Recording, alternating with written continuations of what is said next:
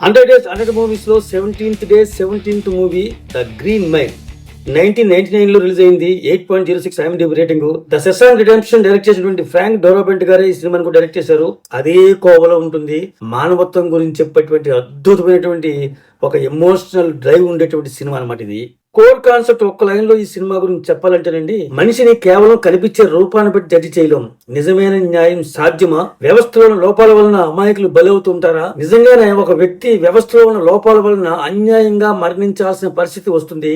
ఇందులో spiritual elements చాలా అద్భుతంగా ఉంటాయి అనమాట. అది కూడా ఒక హాలీవుడ్ సినిమాలో ఉండటం చాలా గొప్ప విషయం. ఇక స్టోరీ లైన్ గా చెప్పుకోవాలంటే 1935 లో అమెరికాలోని కోల్డ్ మౌంటైన్ జైలు ఉంటుంది. ఇక్కడ కేవలం మరణశిక్ష విధించిన వాళ్ళు మాత్రమే పెడుతుంటారు. ఇప్పుడు అక్కడికి ఇద్దరు పిల్లలు హత్యేసినటువంటి కేసులో జాన్ కాఫీకి మరణశిక్ష విధించగా తీసుకుని వస్తారు. అక్కడికి మనిషి భారీగా ఉంటాడు, కానీ మనసు మాత్రం అతి సున్నితం అనమాట. మనుషుల బాధలను తాను గ్రహించి నొప్పులను తాను భరించి నయం చేయగల శక్తులున్న అసాధారణ శక్తి కలవాలన్నమాట. జైలధికారిగా టామ్ హ్యాంక్స్ నటించాడు. ఖైదీగా మైకేల్ క్లార్క్ డంకన్ గారు నటించారు. వీళ్ళిద్దరి నటన అమోఘంగా ఉంటుందన్నమాట. వీళ్ళిద్దరు నటన కోసం చూడాలన్నమాట.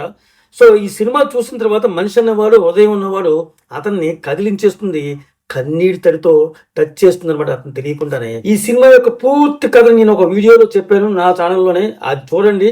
లింక్ మీకు రిలేటెడ్ వీడియోలో ఉంటుంది. ఇకపోతే ఈ సినిమా మీరు చూడాలంటే కనుక పూర్తి సినిమాని, ఒరిజినల్ సినిమా చూడాలంటే నెట్ఫ్లిక్స్ లోను, అమెజాన్ ప్రైమ్ లోను, యాపిల్ టీవీలోను, గూగుల్ ప్లే మూవీస్ లో కూడా చూడొచ్చు.